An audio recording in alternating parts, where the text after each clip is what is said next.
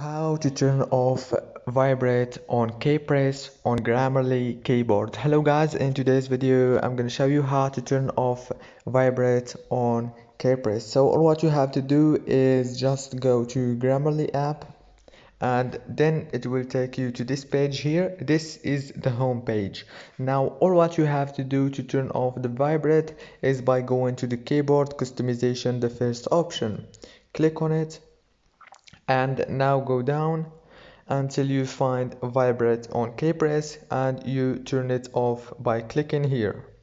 As you can see, it's very easy to turn it off, and I hope this video was helpful. Please don't forget to like and subscribe, and thank you so much for watching.